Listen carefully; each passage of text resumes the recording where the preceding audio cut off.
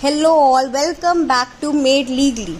This is yet another video on the mains answer writing series. This second question of the series is also related to the constitutional law और ये Bihar and Jharkhand में पूछा गया है. तो the question is, state the procedure according to which the Constitution of India can be amended. Can the Constitution be so amended as to destroy its basic features? Explain with reference to the views of Supreme Court. अब इसी एक question में दो parts हैं, तो हमें first part firstly attempt करना है, सेकंड पार्ट सेकंडली अटेम्प्ट करना है. बट मेक श्योर आप दोनों पार्ट्स अटेम्प्ट करें. ज़्यादातर लॉ स्टूडेंट्स एग्जाम के प्रेशर में गलती यही करते कि वो फर्स्ट पार्ट अटेम्प्ट करते हैं तो सेकंड पार्ट अटेम्प्ट करते हैं, दोनों पार्ट्स को अटेम्प्ट करते ही नहीं है. और जब जहाँ पर मार्क्स लिखे होते हैं 10 मार्क्स 15 मार्क्स, अकॉर्डिंगली आपके मार्क्स डिवाइडेड होते हैं बिटवीन दीज टू पार्ट्स. दोनों ही पार्ट्स इक्वली इंपॉर्टेंट है and that is why we need to go ahead with this answer writing series. अब before starting with the answer, आपके mind में जैसे आप ये क्वेश्चन पढ़ते हैं ऐसे straight forward question from the bare act, आपके माइंड में ना खुद पे खुद आंसर्स फॉर्मेट आने लगता है. जानना ये है कि क्या वो सही फॉर्मेट है जहां पर आपसे पूछा गया write the procedure according to which constitution can be amended.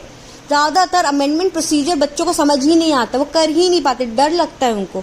But इस वीडियो में इस तरीके से मैंने इस आंसर को लिखा है कि आपको कभी डर नहीं लगेगा.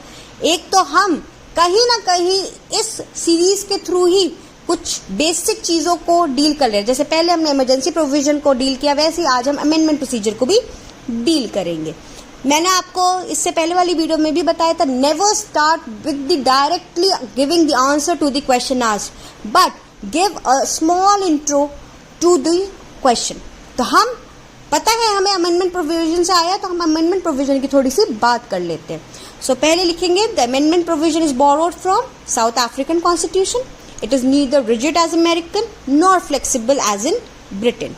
This procedure is given under article 368 in part 20. Understood. Now writing, अगर ये हमने ब्रॉड इंट्रोडक्शन दे दिया तो हम बताएंगे कि अमेंडमेंट प्रोसीजर में होता क्या है. तो this amendment procedure we can amend by way of addition, variation और repeal any provision of the constitution in accordance with the procedure laid down for that purpose. मैंने आपके लिए ये लिखा है, आप अपने वर्ड्स में इसको एक पैराग्राफ फॉर्मेट में लिखिएगा. पॉइंटर्स लिखने चाहिए बट ज़्यादा पॉइंटर्स नहीं, आप पैराग्राफ स्मॉल पैराग्राफ्स लिखिएगा. वो एक तरीका होता है आंसर को एक स्ट्रक्चर फॉर्म में लिखने का और एक स्टाइल से लिखने का. Moving ahead with the main body of the answer. Now starting with the first part which is the procedure. So we will write the amendment can be initiated only by way of will in either house of the parliament. So you know amendment can be initiated only by the way of bill. जैसे अभी आप देख ही रहे हैं, वक्फ amendment bill आपका चल रहा है लोकसभा में 2 अप्रैल एंड राज्यसभा में 3 अप्रैल को पास हो गया है. It is awaiting the president's assent, या हो सकता है जब तक ये वीडियो अपलोड हो तब तक प्रेसिडेंट का भी असेंट मिल गया हो. तो दिस इज थ्रू विच आपका बिल को पास होना होता है. You know the general this thing. वैसे ही कॉन्स्टिट्यूशनल अमेंडमेंट बिल भी either house of the parliament में आ सकते, चाहे राज्यसभा चाहे लोकसभा हो. No permission of the president is required while introducing such bill. Generally क्या होता है ना, मनी बिल हो, फाइनेंस बिल हो, तब हम प्रेसिडेंट की कंसेंट या कुछ लेते हैं. अदरवाइज जनरल बिल्स जो अमेंडमेंट के रिलेटेड होते हैं उसमें हमको कोई भी परमिशन जरूरत नहीं होती है. The bill the constitutional amendment bills are required to be pass by special majority. Now what is the special majority? ये होता है दो फॉर्म में.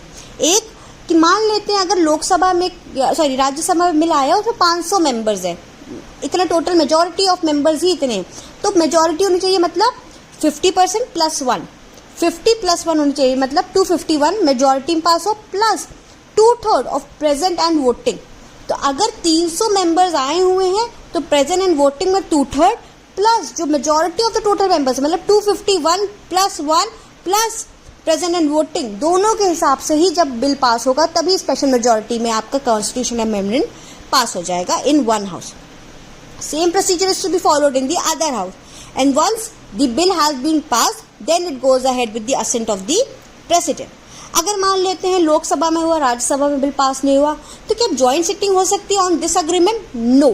ऑलवेज रिमेंबर, जॉइंट सिटिंग मतलब जब दो प्रेसिडेंट कहेगा कि दोनों हाउसेस आओ बैठो और इस बिल पे बात करो, ये तभी होगा जब कोई फाइनेंशियल बिल का मैटर हो. ठीक है, कोई मनी बिल या फाइनेंशियल बिल होगा तभी ज्वाइंट सिटिंग होगी on disagreement, otherwise related to constitutional amendment no joint sitting is made. ये आपका प्री का बहुत इंपॉर्टेंट क्वेश्चन है कि क्या कॉन्स्टिट्यूशनल अमेंडमेंट से रिलेटेड ज्वाइंट सिटिंग हो सकती है, तो answer is no. Understood? Very simple. किसी भी हाउस में ये बिल पास होगा, स्पेशल मेजॉरिटी में बिल को पास होना है, दोनों हाउसेज में पास होगा और उसके बाद प्रेसिडेंट की असेंट होगी, कोई ज्वाइंट सिटिंग नहीं होगी ऑन डिसएग्रीमेंट।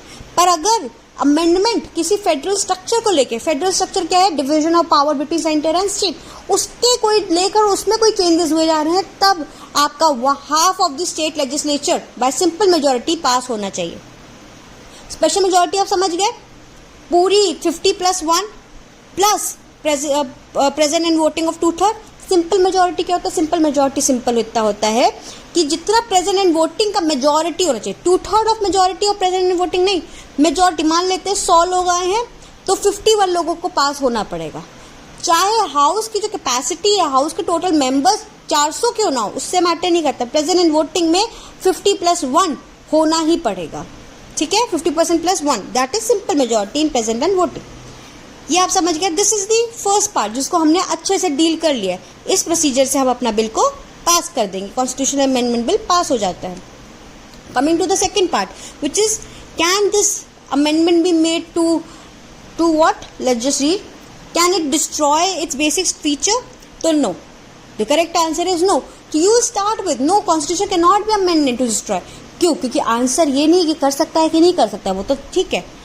क्वेश्चन आंसर अगर आप क्वेश्चन सारे ढंग से पढ़े तो आप ये नीचे देखिए, explain with reference to the views of Supreme Court. ये इंपॉर्टेंट है कि एक्सप्लेन करें with the reference of Supreme Court. हमें आपके व्यूज से मतलब नहीं, सुप्रीम कोर्ट के व्यूज, जहां पर landmark cases, recent cases, views of the supreme court कहा गया। अगर आप यहाँ पर केसेस रेफर नहीं करेंगे तो आप मतलब श्योर रहिए कि आपको नेगेटिव मार्किंग होगी ही होगी, आपको फुल मार्क्स या अच्छे मार्क्स नहीं मिलेंगे। सिमिलरली गोइंग अहेड, हम सबसे पहले ये बात करेंगे शंकरी प्रसाद वर्सेस यूनियन ऑफ इंडिया की, जहां पर कहा गया कि बिल्कुल यहाँ पर जो पावर्स हैं of the amendment that are in general and in not strict form और फंडामेंटल राइट्स अमेंड हो सकते हैं। वही चीज दोहराई गई Sajjan Singh versus state of Rajasthan में। तो शंकरी प्रसाद और सज्जन सिंह एक ही चीज की बात करते हैं कि बिल्कुल स्ट्रिक्ट फॉर्म में अमेंडमेंट प्रोसीजर नहीं है, ना ही अमेंडमेंट पावर है, तो फंडामेंटल राइट्स अमेंड हो सकते हैं। फिर आया आपका Golaknath versus state of Punjab, जहां पर बात की गई कि नहीं, ऐसी कोई पावर नहीं दी गई, Parliament has no power to amend your fundamental rights. What they can do is to, उनकी जो ड्यूटी है वो है सिर्फ एरर्स अगर लॉ में, लॉ के एरर को सुधारने की ड्यूटी है। इसीलिए उन्होंने अडॉप्ट किया doctrine of prospective over ruling, आगे जाके अपने लॉ को सुधारने की सिर्फ ड्यूटी है, फंडामेंटल राइट्स को अमेंड करने की ड्यूटी या पावर नहीं है। इसी चीज को निगेट करते हुए, ओवररूल करते हुए केशवानंद भारती का केस आया स्टेट ऑफ केरला का, जिसमें सुप्रीम कोर्ट ने रिकॉग्नाइज किया बेसिक स्ट्रक्चर डॉक्ट्रिन। अब ना what is basic structure doctrine? That is something which is the basic rules और फॉर्मेट ऑफ अ लॉ, जैसे separation of power, independence of judiciary, rule of law, judicial review, ये सब कुछ basic points है। ये सब कभी भी आपके चेंज नहीं होने चाहिए। अगर ये चेंज हो गया तो कॉन्स्टिट्यूशन का essence, main essence of the constitution he defile हो जाएगा। तो केशवानंद भारती ने कहा बिल्कुल फंडामेंटल राइट्स हो सकते हैं, but they can not destroy the basic structure of the constitution. So जो शंकरी में कहा गया था कि जो हमारा अमेंडमेंट प्रोविजन इन जनरल है, उसको केशवानंद भारती ने कहा कि इन जनरल तो नहीं है, लिमिटेड है, limited as to not destroying the basic structure of the constitution. Everything can be amended but not the basic structure of the constitution. Minerva mills के केस में, केशवानंद भारती केस में बहुत सारे केसेस हैं जहां पर कहा गया कि भाई ये पॉइंट आपका बेसिक स्ट्रक्चर है। तो आपको what is a basic structure of the constitution is a very very important question for your mains examination. आप तब तक अपनी रिसर्च करिए, मैं इस क्वेश्चन पे आने वाली क्लासेस में बिल्कुल डील करूंगी कि what is a basic structure doctrine. ठीक है, with this we have ended and concluded our answer, whereby it is stated, hence it is established law that parliament has limited power to amend the constitution of India and cannot stretch destroying the basic structure of the constitution. समझ में आ गया कितना easy होता है एक question को अच्छी तरीके से सिस्टमैटिक वे में आंसर करना, बहुत इंपॉर्टेंट होता है। बहुत दफ़ा चीज़ें आएंगी जब आपको लगेगा कि अरे तो बहुत ईजी है, बट चीज़ें इतनी ईजी नहीं होती. Why? Because we don't write in a systematic way. I hope आपको अंडरस्टैंडिंग बढ़ रही हो. Being the second video, I hope आपको चीज़ें समझ में आ रही हो, कैसे आपको एक क्वेश्चन को ऑल्टर करना है, कैसे आपको उस पर वर्क करना है. And if you feel like कोई चेंजेस होने चाहिए या कुछ आपको नहीं समझ में आ रहा है, do comment below. I will read the comment and answer you accordingly and we'll try to changing. देखिए, as a mentor I am not just a youtuber, I am a mentor to all the judicial aspirant, to all the exam जो भी law related exams की तैयारी कर रहे हैं उनके लिए मैं मेंटोर हूँ. उनके कोई भी डाउट्स हो, मेक श्योर आप किसी से नहीं पूछ पा रहे हो, मेरे में कमेंट कर दो, मैं उसका जवाब दूंगी. अगर मैं लिख के नहीं दे पाई तो जब भी मेरी नेक्स्ट वीडियो आएगी आई विल मेक श्योर कि उसमें मैं आपका आंसर दे पाऊँ. I have also have my Telegram channel, तो आप उसको भी सब्सक्राइब करिए. आप मेरा एक इंस्टाग्राम पेज है, आप उसको भी सब्सक्राइब करिए. But majority of the times जो मेरी वीडियोस होती है वो मेरी यूट्यूब के ज़रिए ही आप तक पहुंच पाएंगी. तो मेक श्योर आप इस चैनल को तो सब्सक्राइब करिए और बेल आइकन बिल्कुल दबाइए, सो दैट जब भी कोई नई वीडियो है तो आपको उसका नोटिफिकेशन मिल जाए. And with this, I'll end the session for today. Let's just meet in the next class and do our best. Till then, all the very best, and let's try to crack mains exam this time.